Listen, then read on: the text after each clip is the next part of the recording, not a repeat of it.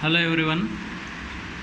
Intergenic interaction is one of the types of gene interactions. We have done intragenic interactions till now, and now we will be doing intergenic between two genes. Intra means within the same gene. Inter means between two genes. So here the definition tells us alleles of two or more independent genes. Independent means which are not dependent on each other, which are different from each other.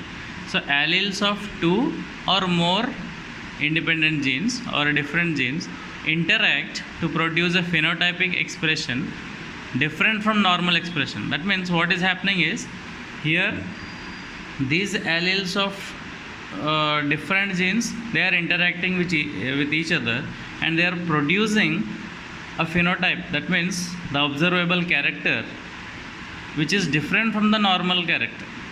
Like for example, if it is 9:3:3:3, so sometimes the ratio changes to 12:3:1. So the phenotypic expression is changing. So we will be seeing all the different types of intergenic interactions. The first one is epistasis. Epistasis. The word epi, the short form epi means above someone. So we have seen epiphytic fungi and all. So epi means on somebody or above somebody. So here epistasis, what happens is here one of the gene will suppress the expression of another gene. So here in this epistasis, what happens is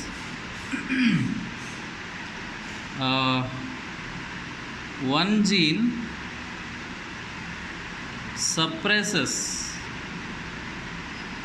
the expression of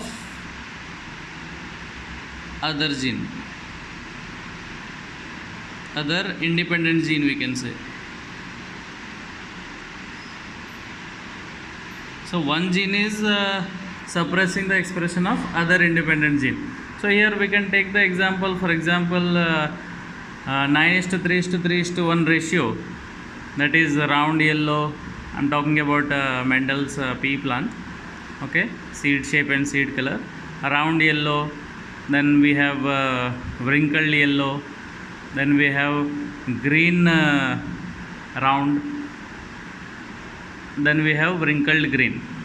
So like that we have 9:3:3:1 ratio. But in this case, sometimes what happen is one of the gene, that means the gene which is showing seed color, is suppressing the effect of seed shape. So if I am talking about I'll give an example: a round yellow, round green, wrinkled yellow and wrinkled green. So these are the two different genes which are showing individual characters. This gene is showing round character, this one is showing yellow character. Seed shape, seed color. Seed shape, seed color. So in this case, what is happening is sometimes this gene will suppress the expression of this gene. Sometimes what happens is this one is suppressing the expression of this, or sometimes this one will suppress the expression of this, or sometimes what happens, recessive will show its character over dominant.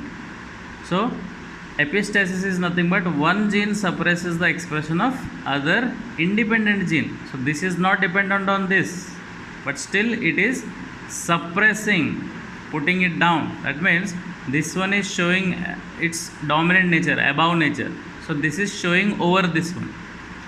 So this is the small example which I have, 9:3:3:1 ratio. So sometimes what happens, this one also shows similar to this. So ratio changes to 12:3:1. So epistasis is of two types: dominant epistasis and recessive. Dominant and recessive. So dominant, what happens is the ratio changes to 12:3:1, and in recessive it changes to 9:3:4. So in dominant, what is happening? This gene is suppressing this, so this both are combining together and showing as 12. In recessive, what is happening is the recessive nature is suppressing the dominant nature. So 3 plus 1 becomes 4. So 9 is to 3 is to 4. So this is how genes will be interacting, which are not related to each other. They are different from each other, but they are showing an expression which is different from the original expression. So like that we have another type, duplicate genes. Duplicate genes, or you can also say pseudo alleles. Pseudo means false, so duplicate. So the ratio for this is 15 is to 1. So by this only you can understand. So whatever dominant natures we are having, I mean the dihybrid cross is having, so this all add up to 15 is to 1. That means only in the homozygous recessive condition it can show recessive nature, but in the heterozygous condition only the dominant will be expressed. The dominant character will be expressed. So like that it will all together show as 15 is to 1. Then we have additive genes, or you can say polymeric or additive genes. So this one has the ratio 9 is to 6 is to 1. That means what happened is both the heterozygous conditions are behaving as 1. That means these things, these are heterozygous conditions. So these both are behaving as 1. That means we do not have round, like if it is a round green, so this is also showing as round green. It is not showing wrinkled yellow. So these both are behaving as 1. In the heterozygous condition, the genes are suppressing each other. Then we have complementary genes. Complementary genes, what is happening is ratio is turning 9 is to 7. That means wherever there is a recessive condition, so it is only showing, that means it is masking the effect of dominant character. So altogether this set becomes as 1. That's why in complementary genes we get 9 is to 7 ratio. Then we have supplementary.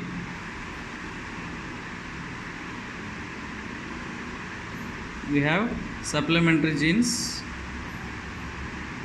and the ratio for this is 9 is to 3 is to 4, similar to recessive epistasis. So like that, these are some of the gene interactions which will not show the Mendelian dihybrid ratio. Rather, it is showing a new ratio, that means new phenotypic expression. So I want you all to gather the examples for all this. Duplicate genes are found where, dominant epistasis found in which organism, recessive, polymeric or additive, complementary and supplementary. So examples for all. Mostly NEET they will be asking the examples for all this intergenic and intragenic expressions, gene interactions. So this is the work which is assigned to you. And another type, pleiotropy.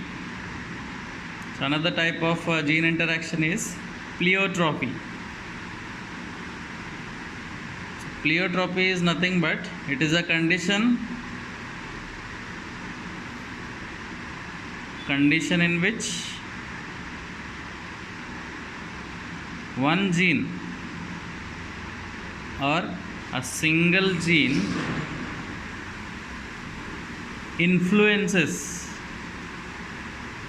more than one trait, more than one character, more than one trait. So in one gene is influencing more than one character. So we will be seeing, like example, sickle cell anemia. Sickle cell anemia.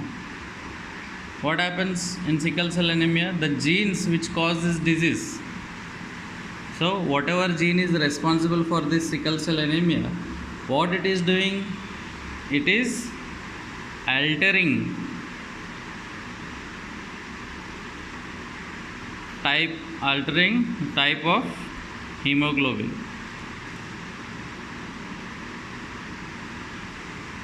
It is altering the type of hemoglobin, and it is also changing the form of RBC. Changing the form of RBC. So gene is only one, but how many characters it is showing? Many characters. That is altering the type of hemoglobin. So the hemoglobin type is changing, and also the RBC structure, the form of RBC is also changing. So this is how pleiotropy, one gene will influence the characteristics of many, or one single gene influences more than one characteristic. Like that, many examples are there. Another example is phenylketonuria, PKU. I want you to go through this. Okay, and then we'll go ahead with the next topic, that is chromosomal theory of inheritance, in the next video.